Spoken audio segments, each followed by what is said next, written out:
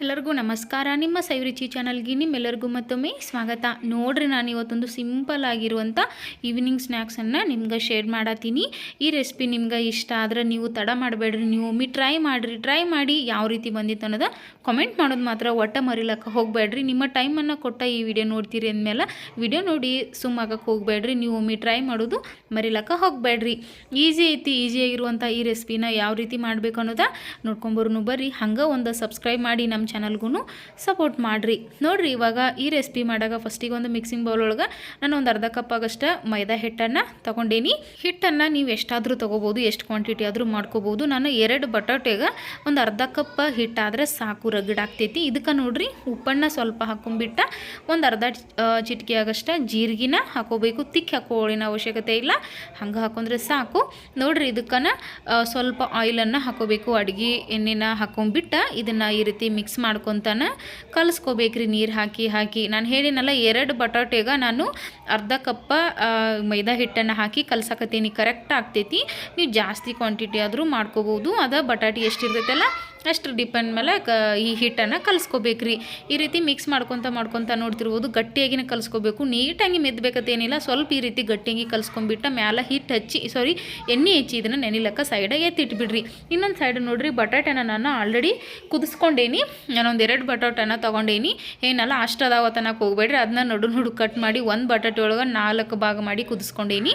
ಇದಕ್ಕೆ ಚಿಟಿಕೆ ಆಗಷ್ಟು ಅರಿಶಿನ ಪುಡಿನ ಹಾಕೋಬೇಕು. ರುಚಿಗೆ ತಕ್ಕಷ್ಟು ಉಪ್ಪನ್ನು ಹಾಕೋಬೇಕ್ರಿ. ಉಪ್ಪನ್ನು ಆಲ್ರೆಡಿ ನಾವು ಮೈದಾ ಹಿಟ್ಟನ್ನು ಕಲ್ಸಕ್ಕೆ ಹಾಕೊಂಡೀವಿ.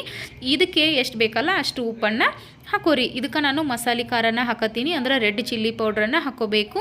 ಇದಕ್ಕೆ ಗ್ರೀನ್ ಚಿಲ್ಲಿ ಪೌಡ್ರ್ ಹಾಕೊಂಡ್ರೆ ಅಷ್ಟು ಟೇಸ್ಟಾಗಿ ಬರಲ್ಲ, ಹಾಗಾಗಿ ರೆಡ್ ಚಿಲ್ಲಿ ಪೌಡ್ರನ್ನು ಹಾಕೋರಿ. ಒಂದು ಅರ್ಧ ಚಿಟಿಕೆ ಆಗಷ್ಟನ್ನು ನಾನು ಧನ್ಯ ಪುಡಿನ ಹಾಕೊಂಡೀನಿ. ಇದಕ್ಕೆ ಗರಂ ಮಸಾಲನ ಒಂದು ಅರ್ಧ ಚಿಟಿಕೆ ಆಗಷ್ಟನ್ನು ಹಾಕೋರಿ. ಜಾಸ್ತಿ ಹಾಕೋಕೆ ಹೋಗಬೇಡ್ರಿ, ಮಸಾಲೆ ಜಾಸ್ತಿ ಆದರೂ ಟೇಸ್ಟ್ ಆಗಲ್ಲ. ಇದಕ್ಕೆ ಪೆಪ್ಪರ್ ಪೌಡ್ರನ್ನ ಸ್ವಲ್ಪ ಹಾಕೋರಿ. ಈ ಪೆಪ್ಪರ್ ಪೌಡರ್ ಇರಲಿಲ್ಲ ಅಂದ್ರೆ ನಡಿತೈತಿ, ಸ್ಕಿಪ್ ಮಾಡಿರಿ. ಅದರ ಧನ್ಯ ಪುಡಿ ಮತ್ತು ಗರಂ ಮಸಾಲನ ಎರಡೂ ಮಿಕ್ಸ್ ಹಾಕೋದ ಮರಿಲಕ್ಕೆ ಹೋಗಬೇಡ್ರಿ. ಇದನ್ನೇನು ಒಗ್ಗರಣೆ ಹಾಕೋ ಅವಶ್ಯಕತೆ ಇಲ್ಲ. ಉಳ್ಳಾಗಡ್ಡಿ ಅದು ಇದು ಏನೂ ಹಾಕೋದು ಬೇಡ, ಸಿಂಪಲ್ ಆಗೈತಿ. ನೀವು ಒಮ್ಮೆ ಈ ಚಳಿಗಾಲಕ್ಕೆ ಸಾಯಂಕಾಲ ಚಹಾ ಕುಡಿ ಟೈಮ್ದಾಗ ಇದನ್ನೊಮ್ಮೆ ಮಾಡ್ಕೊಂಡು ತಿನ್ನಿರಿ. ಭಾಳ ಅಂದ್ರೆ ಭಾಳ ಮಸ್ತ್ ಬರ್ತೈತ್ರಿ. ನೋಡಿರಿ, ಫೈನಲಾಗಿ ಈ ರೀತಿ ಮಿಕ್ಸ್ ಮಾಡ್ಕೊಂಡ್ಮೇಲೆ ಲಾಸ್ಟಿಗೆ ಒಂದು ಸ್ವಲ್ಪನ ಕೊತ್ತಂಬರಿನ ಸಣ್ಣದಾಗಿ ಕಟ್ ಮಾಡಿ ಹಾಕೋರಿ. ಕೊತ್ತಂಬರಿ ಹಾಕಿರ ಒಂದು ಒಳ್ಳೆ ಟೇಸ್ಟ್ ಬರ್ತೈತಿ. ಇಲ್ಲ ಅಂದರೆ ಪರವಾಗಿಲ್ಲ, ನಾವು ಧನ್ಯ ಪುಡಿನ ಹಾಕಿರ್ತೀವಲ್ಲ, ಹಾಗಾಗಿ ಈ ಕೊತ್ತಂಬರಿನೂ ಸ್ಕಿಪ್ ಮಾಡ್ರೆ ನಡಿತೈತ್ರಿ. ಹಾಕಿರ ಚಲೋ, ಹಾಕಲಿಲ್ಲ ಅಂದರೂ ಪರವಾಗಿಲ್ಲ. ಹಾಕಬೇಕನ್ನೋ ರೂಲ್ಸ್ ಏನೂ ಇಲ್ಲ. ನೋಡಿರಿ, ಹಿಂಗೆ ಮಿಕ್ಸ್ ಆಗೈತಲ್ಲ, ಇಷ್ಟಾದ್ರೆ ಈ ಪೇಸ್ಟನ್ನು ರೆಡಿ ಆಯ್ತು ರೀ. ಇವಾಗ ನೋಡಿರಿ, ಈ ನಾವು ಮೈದಾ ಹಿಟ್ಟೇನೇನು ಕಲಿಸ್ಕೊಂಡಿದ್ದೀವಲ್ಲ ನೋಡ್ತಿರ್ಬೋದು, ಕರೆಕ್ಟಾಗಿ ನೆನೆದೈತಿ. ಹಿಂಗೆ ಮೈದಾ ಹಿಟ್ಟು ಕಲಿಸೋದು ಕೆಲವೊಬ್ರಿಗೆ ಇಷ್ಟ ಆಗಲ್ಲ. ಅದ್ರಾಗ ನಾನು ಒಬ್ಬಾಕಿ, ನನಗೂ ಮೈದಾ ಹಿಟ್ಟು ಕಲಿಸೋದೆಲ್ಲ ಇಷ್ಟ ಆಗಲ್ಲ. ಬಟ್ ಈಸಿ ಟಿಪ್ಸ್ ನೋಡಿರಿ ಇದು. ಬರೀ ನೀರಾಗ ಕಲಿಸ್ಕೊಂಡ್ಬಿಟ್ಟು ನೆನಿಲಕ್ಕಿಟ್ರೆ ಸಾಕು. ಆಮೇಲೆ ನಾವು ಮಿದ್ಕೊಂಡ್ಬಿಟ್ರೆ ಮೈದಾ ಹಿಟ್ಟು ರೆಡಿ ಆಗ್ತೈತ್ರಿ. ಇವಾಗ ಈ ಹಿಟ್ಟಿಗೆ ನೋಡ್ರಿ, ನಾನು 1 ಉಳ್ಳಿ ಮಾಡ್ಕೊಂಡೀನಿ. ನಾನು ಹೇಳಿಲ್ಲ, ಅರ್ಧ ಕಪ್ಲೆ 1 ಉಳ್ಳಿ ಮಾಡ್ಕೊಂಡೀನಿ. ಇಷ್ಟಾದ್ರೆ ಸಾಕು. ಭಾಳ ತಿಳು ಆದ್ರೂ ಅಷ್ಟು ಚಲೋ ಅನ್ಸಂಗಿಲ್ಲ, ಭಾಳ ದಿಪ್ಪ ಆದ್ರೂ ಕರೆಕ್ಟ್ ಅನ್ಸಂಗಿಲ್ಲ. ನಾನು ಒಂದು 2 ಬಟಾಟೆಗೆ ಒಂದು ಅರ್ಧ ಕಪ್ ಹಿಟ್ಟನ್ನು ಕಲಿಸ್ಕೊಂಡಿದ್ನಿ. ಅದು 1 ಉಳ್ಳಿ ಆಗೈತಿ. ಇಷ್ಟಾದರೆ ಸಾಕು. ಇದನ್ನು ನಾರ್ಮಲಾಗಿ ಮೈದಾ ಹಿಟ್ಲೇನ ಎದ್ದು ನಾವು ಲಟ್ಸ್ಕೊಂಡ್ಬಿಡ್ಬೇಕ್ರಿ. ಅಂದರೆ ನಾವು ಚಪಾತಿ ಎಲ್ಲ ಲಟ್ಟಿಸ್ತೀವಲ್ಲ, ಅದ ರೌಂಡ್ ಶೇಪಿಗೆ ಲಟ್ಟಿಸ್ಕೋಬೇಕು. ಆದರೆ 4 ಪದರ 2 ಪದರ ಮಡಿಸ್ತೀವಲ್ಲ, ಇದನ್ನು ಏನು ಮಡ್ಚುವಂಗಿಲ್ಲ, ಏನಿಲ್ಲ. ನಾವು ಹೆಂಗೆ ಉಳ್ಳಿ ಮಾಡಿರ್ತೀವಲ್ಲ ಹಂಗೆ ಒಂದೇ ಥರ ಇದನ್ನು ಲಟ್ಸ್ಕೊಂಡ್ಬಿಟ್ರೆ ಮುಗೀತ್ರಿ. ಭಾಳ ಅಂದ್ರೆ ಭಾಳ ಈಸಿ ಐತಿ. ಇದನ್ನೇನು ಜಾಸ್ತಿ ಕಷ್ಟ ಇಲ್ಲ. ಈ ಸ್ನ್ಯಾಕ್ಸ್ ರೆಸಿಪಿನೂ ಕಷ್ಟ ಇಲ್ಲ, ಇದರ ಹಾಕಿರೋ ಇಂಗ್ರೀಡಿಯೆಂಟ್ಸು ಭಾಳ ಇಲ್ಲರಿ. ನೋಡಿರಿ, ಇವಾಗ ಈ ರೀತಿ ರೌಂಡಾಗಿ ಲಟ್ಟಿಸ್ಕೊಂಡಿನಿಲ್ಲ, ನಡು ಈ ರೀತಿ ಒಂದು ಬೌಲನ್ನು ಡಬ್ಬ ಇಡಬೇಕ್ರಿ. ಹಿಂಗೆ ಇಟ್ಕೊಂಡ್ಬಿಟ್ಟು ನಾವೇನು ಈ ರೆಡಿ ಮಾಡ್ಕೊಂಡಿರ್ತೀವಲ್ಲ ಪೇಸ್ಟನ್ನು, ಪಟಾಟೊ ಪೇಸ್ಟನ್ನು, ಅದನ್ನು ಇದಕ್ಕೆ ಹಾಕೊಂಡ್ಬಿಡ್ಬೇಕು. ನೋಡಿರಿ, ಸುತ್ತ ಕಡೆ ಈ ರೀತಿ ಹಾಕೊಂಡ್ಬಿಡ್ರಿ. ನೋಡಿರಿ, ಇವಾಗ ಹಿಂಗೆಲ್ಲ ಹಾಕೊಂಡ್ಬಿಟ್ಟು ಇದನ್ನು ನೀಟಾಗಿ ನಾವೇನದು ಲಟ್ಸ್ಕೊಂಡಿರ್ತೀವಲ್ಲ ಚಪಾತಿ ಟೈಪ್ ಈ ಮೈದಾ ಹಿಟ್ಟಿನ, ಇದನ್ನು ಬಟಾಟೊ ಪೇಸ್ಟನ್ನು ಅದಕ್ಕೆ ಪೂರ ರೌಂಡ್ ಎಲ್ಲನೂ ಹಿಂಗೆ ನೀಟಾಗಿ ಹಚ್ಕೊಂಡ್ಬಿಡ್ಬೇಕ್ರಿ. ನೋಡ್ತಿರ್ಬೋದು, ನಡುವೇನು ನಾವು ಬಟ್ಲ ಇಟ್ಕೊಂಡಿರ್ತೀವಲ್ಲ ಅದನ್ನು ಸ್ವಲ್ಪ ಒತ್ತಿ ತಕೊಂಡ್ಬಿಡ್ರಿ ನಡುವಿಂದ.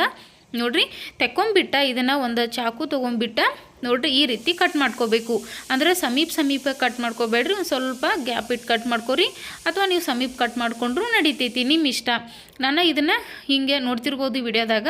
ಈ ಸೈಡ ನೋಡಿರಿ ಎಷ್ಟು ಗ್ಯಾಪ್ ಇಟ್ಟಿನಲ್ಲ ಅಷ್ಟು ಗ್ಯಾಪ್ ಇಟ್ಟರೆ ಸಾಕು, ಅಥವಾ ಅದ್ರಾಗನ ನೀವು ಇನ್ನೊಂದು ಇದನ್ನು ಕಟ್ ಮಾಡಿಕೊಂಡ್ರೂ ನಡಿತೈತಿ. ಇದೇ ರೀತಿ ನಾನು ಎಲ್ಲವನ್ನು ನೀಟಾಗಿ ಕಟ್ ಮಾಡ್ಕೋತೀನಿ. ಸ್ವಲ್ಪ ಬಟಾಟೆ ಎಲ್ಲ ಹಚ್ಚಿರ್ತೀವಲ್ಲ ನೋಡ್ಕೊಂಡು ಕಟ್ ಮಾಡ್ಕೊರಿ. ನೋಡಿರಿ ಇವಾಗ ಎಲ್ಲನೂ ಕಟ್ ಮಾಡ್ಕೊಂಡೀನಿ. ಈ ರೀತಿ ಇಲ್ಲಿ ಕೆಳಗಿನ ಸೈಡ್ ಇರ್ತೈತಿಲ್ಲ, ಇದನ್ನು ಈ ರೀತಿ ರೋಲ್ ಮಾಡ್ಕೋತ ಹೋಗ್ಬಿಡ್ಬೇಕ್ರಿ. ನೋಡಿರಿ ಸಿಂಪಲ್ ಐತಿ.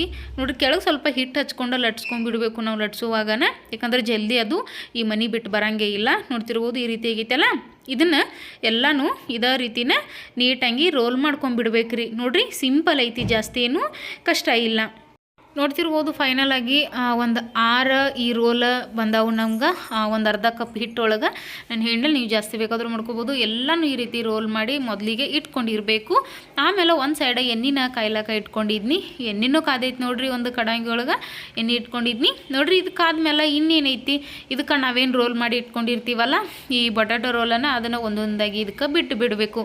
ನಾನು 6 ಈ ರೋಲ್ಗಳನ್ನು ಇವಾಗ ಹಾಕಾಕತ್ತೇನಿ, ಯಾಕಂದ್ರೆ ಕಡಾಯಿ ದೊಡ್ಡದೈತಿ, ಪರವಾಗಿಲ್ಲ ಕರೆಕ್ಟಾಗಿನ ಫ್ರೈ ಆಗ್ತಾವು.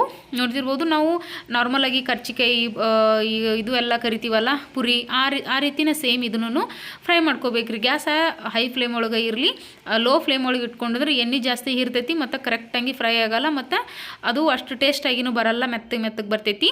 ಫೈನಲ್ ಆಗಿ ಎಲ್ಲ ತೆಗೆದು ತೋರ್ಸತ್ತೀನಿ. ತೆಗೆದು ಮತ್ತು ಫ್ರೈ ಆಗೋದು ವಿಡಿಯೋ ಸ್ಕಿಪ್ ಆಗೈತಿ, ಸಾರಿ. ನಾರ್ಮಲಾಗಿ ನಾವು ಯಾವ ರೀತಿ ಫ್ರೈ ಮಾಡ್ಕೋತೀವಲ್ಲ ಅದೇ ರೀತಿ ಫ್ರೈ ಮಾಡ್ಕೋರಿ. ಈ ರೆಸಿಪಿ ಇಷ್ಟ ಆದರೆ ನೀವು ಟ್ರೈ ಮಾಡಿ ಯಾವ ರೀತಿ ಬಂತು ಅಂತ ಕಾಮೆಂಟ್ ಮಾಡಿರಿ. Thank you for watching.